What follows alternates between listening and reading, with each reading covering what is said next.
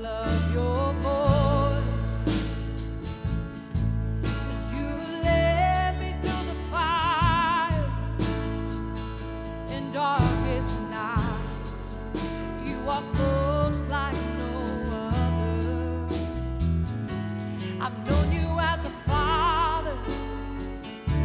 I've known you as a friend. I have lived in the goodness of God.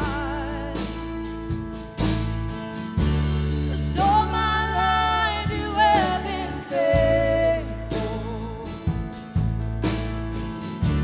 and all my life you have been so, so good. With every breath that I am able, I will sing of the goodness of God. Your goodness is running after me. Your goodness is running after me. With my life laid down, I surrender now. I give you everything. Your goodness is running after me. Your goodness is running after me. Oh, your goodness is running after me. With my life laid down, I surrender now. I give you everything. Your goodness is running after me.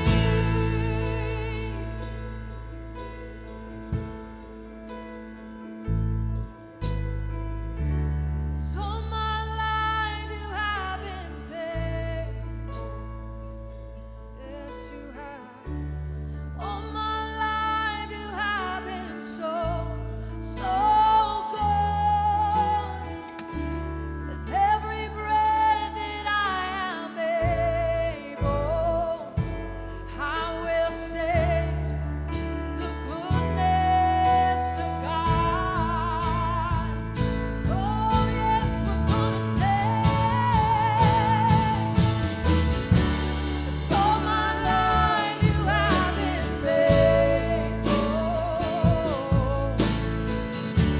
and all my life you have been so, so good.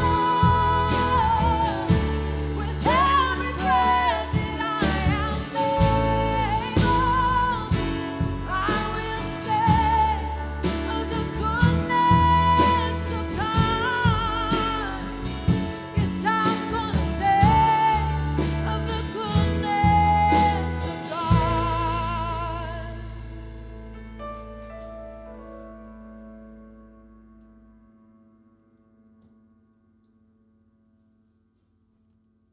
Hey guys, I don't want to take up too much of your time tonight. I know that you guys have a lot going on in your lives, but just for the next few minutes, if you would bear with me, I want to talk to you guys about just kind of an evaluation and kind of a way to think about your life and think about where you are and think about where you want to be and kind of help you prioritize and think about what's important in life. I don't know where you are in your life spiritually, and I don't want to assume anything because, well, that's just not the right thing to do. And so, if you are somebody who is new to faith, new to belief, then I want you to see this as kind of a basis for growth. See this as a basis for understanding what you ought to be working on. If you are mature in the faith, you might be tempted to roll your eyes at some of these things and think, I've heard this before, or I've heard a rendition of this before. And it's easy for us to think that we have already reached our peak in our spiritual life. But I just want to encourage you guys, and I'm included in this, that if you have been a Christian for a long time, you probably had barely even scratched the surface. as far as the spiritual growth that you could accomplish. And I do say you could accomplish because God is never changing, He's always there. It's our choice of how much we want to let Him into our lives. It's our choice of how much we want to grow. It's our choice of how close we want to be to Him. And the more I realize, where I've been in life and where I'm at now, the more I understand God's greatness and see how big He is and how much more I could be focused in connecting with Him. And so I encourage you guys, no matter where you are in your faith journey, just to listen to these words and just to evaluate yourself through this. Okay, so we're gonna start in the book of Genesis. Real quickly, just a recap of Genesis chapter 1. I've taught this a couple times lately, but in Genesis chapter 1, God, it's the creation story. God creates everything, right? He creates us. He creates the oceans, the seas, the mountains, the animals. He creates every living being, from the tiniest to the biggest, right? And He creates the environments that we live in. And every single time that He creates something, He says that He looks at it and says that it's good, right? And the word good there is a Hebrew word, and the word is tob, Towb. And it means to improve. And so when you think about God's creation, He looks at kind of this, He creates the heavens and the earth, He creates the oceans, He creates the mountains, and He says that's better than it was before, right? Then He creates the animals, and He says that's better than it was before.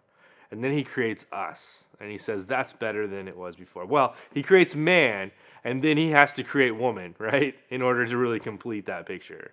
He says man alone is okay, but man with woman, that's much better than it was before. So God is in the improvement game. He's constantly working, even in our lives today. I believe this 100%. This is pre-sin, the story in Genesis chapter 1. It's kind of a picture of God's perfect plan. And with Jesus, we have the restoration of all things. And so if you think about it, God is in that process today of creating new things within us. And if He's not constantly creating new things within you, then you got to ask why. Yeah, it'd be important for you to sit down, take a notebook, write down your prayers, write down your thoughts, and start talking to God about this and saying, Lord, what is it that you want to create in me? When King David sinned, he messed up with Bathsheba.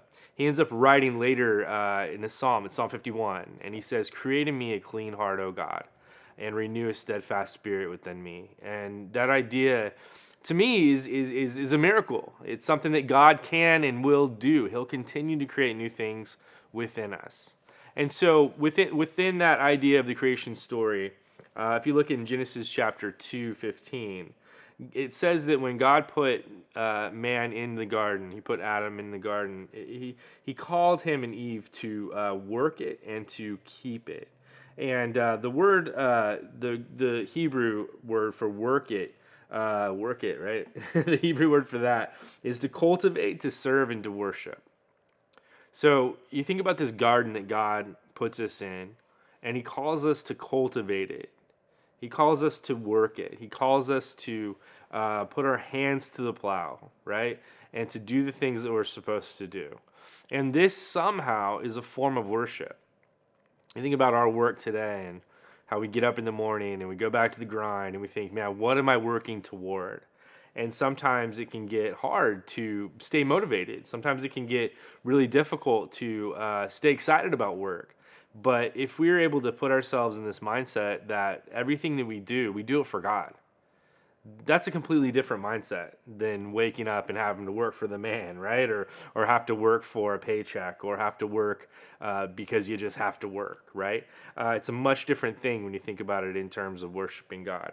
The next Hebrew verbiage for keeping the garden means to observe and guard and protect. God has put us all into this garden, and I want to talk to you guys about that a little bit deeper and what it actually means for us. I created a very, very simple kind of a target image that we'll throw up here in a second. But within that target, in the very middle, we have ourselves, you, right? And then one ring out, we have our family. And then one ring out from that, we have our community. Now, the reason that I drew this in the form of a target was because I wanted you to understand the priority here. I think sometimes we forget that the most important person that we need to work on is ourselves. And it's easy to do that because I think sometimes we get confused in the Christian teaching and we think that if I'm working on myself too much, then that means that I'm being selfish. And it's easy to think that way. I was there for a long time. I thought that for a long time.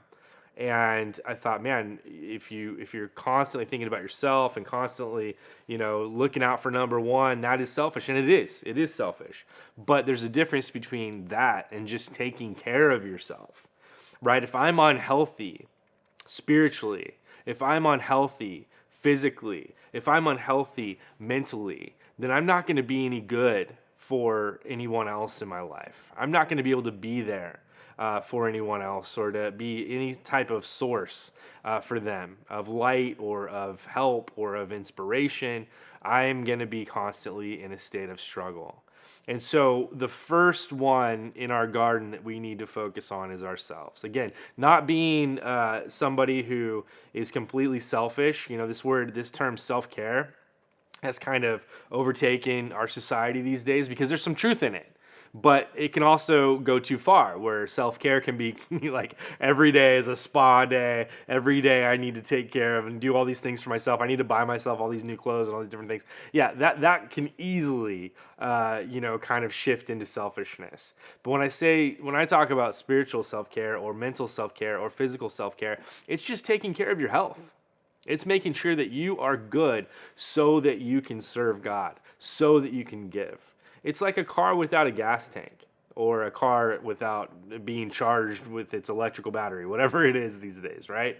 If it's not charged, if it doesn't have gas in the tank, it ain't going anywhere, right? And for us, it's the same. If we don't have gas in our tank, we're not going anywhere. So you have to think about it, really think about it this year. And as the new year kind of comes in, what fills your gas tank? What is it that you need? And I can't answer that for you. Only you can answer that. So maybe you guys have a good exercise routine, and maybe it's not intense. You're not like a gym rat. You're not going in there and just pumping iron all day long, and that's okay. Some of you guys do, and that's okay too. But some of you guys just walk around the block, and that's enough. Okay, so that's taken care of. But what about your spiritual life? Are you spiritually healthy? Are you connecting with God on a regular basis? Are you taking time to breathe? Are you really not just reading the Bible, but are you looking for God to communicate to you through it? There are ways to connect with God, and it all kind of starts with the humility and an ability just to say, hey, God, I surrender to you. And so if you start every morning with just that idea of, I surrender, God, what do you want today? And again, take a notebook, write those things down, write your prayers down so that you know when God answers those prayers. And the third ring in the target here is community.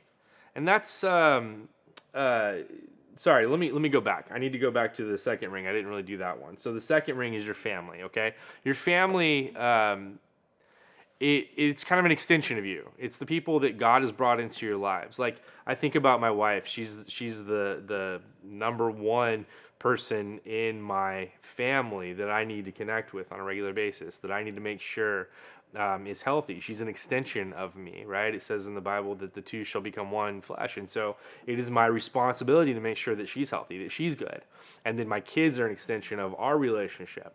And so my home would be the most important part of my family. But then beyond my home, I have these friends and these people that God has put in my life that I need to cultivate. I need to be there for them. And not as much as my wife or my kids, but I have to look out for them. I have to make sure that they are in a good spot. I have to make sure that they're in a good place. And so I look out for them. I'm not fully responsible, but responsible to an extent. And then the third ring, then we get to community.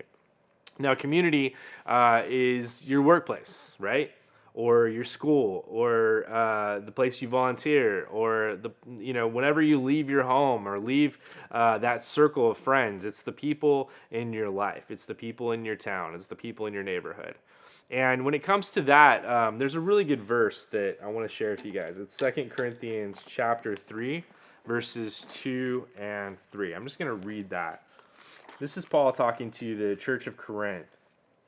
And he says this. He says, "You are our letter, written in our hearts, known and read by all men, being manifested that you are a letter of Christ, cared for by us, written not with ink, but with the Spirit of the living God, not on tablets of stone, but on tablets of human hearts." Paul wrote to them and said, "You are our letter. You are the communication. You are this letter that is going to be read by the people that you come in contact with."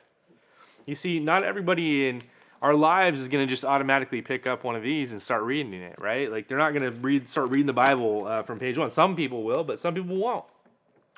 And so the only Bible or the only text that they read is your life, right? They're watching you. They're looking at you and seeing what you're made of and seeing what you live for. And so I'd encourage you with that to behave a certain way, to glorify God with everything that you have. And you know, we're not perfect. I get that. Sometimes we get upset when we're driving, or I know I've had a couple of moments this last year that I need to repent of, where I've just had a little bit of anger on the road, and I was not a good letter that day. And so we're not perfect, but we have to work on it. We have to be the light, and we have to be the salt the best that we can, and that comes back to taking care of ourselves, right? And so I just want to encourage you guys to, you know, look out for one another. I want to encourage you guys to take it seriously, that we are God's workmanship, but we are also, we're his witnesses. We are the only ones that will be able to communicate his word and communicate his love when it all comes down to it. This year is going to be interesting. It's an election year. It's going to be tough. There are going to be many hotheads. We're going to hear it. We're going to see it. We're probably going to see people in the streets rioting this year. Who knows? That's why we need to, more than ever, as the world gets more intense, as the world gets more heated, I should say, right? As the world becomes this place, this boiling kind of tension, hot spot, this craziness, we need to be the sanity. We need to be the stability. And the only way that we can do that is to rely on God, but then also do our part. Going back to the creation story, right? God improves. That's his work. That's what he does. But then he also gave us a responsibility to work and do the things that we're called to do, to take care of our garden. So take care of yourself, take care of your family, and take care of the community. Focus on those things. And in all of that, let that be your worship to God. Let that be your lifestyle. And we're all in this together. I mean, I've heard that said a million times, and I know that's played out, but it's true. We are together. So if you need prayer, if you need help, reach out to us. Reach out to one another. If you are somebody who considers yourself a person of faith, pray about who you can reach out to. Pray about who you can encourage, and do it. And let's just, as a church, let's grow together this year. Let's focus on God. Let's acknowledge him in all of our ways. And it says in Proverbs 3, chapter 5, that if we do acknowledge him in all of our ways, that he will make our paths straight. He will. And we can trust him in that. He's always coming through. He never lets us go. He always takes care of us. He always does his part. He always does the tobe, the good of improvement. But it's our choice to take him up on that and to accept it and receive it and to move in his will. And so I'd encourage you guys, as you put your plan together to work out, also put your plan together to pray and to breathe and to take care of yourself spiritually and mentally. I love you guys, and I hope this short message helps. Take the next few minutes to grab a journal if you have one, or even your phone, in your notes, however you would normally take notes, and jot down a few things that you're going to do to better take care of your garden this year, okay? Talk to you guys soon.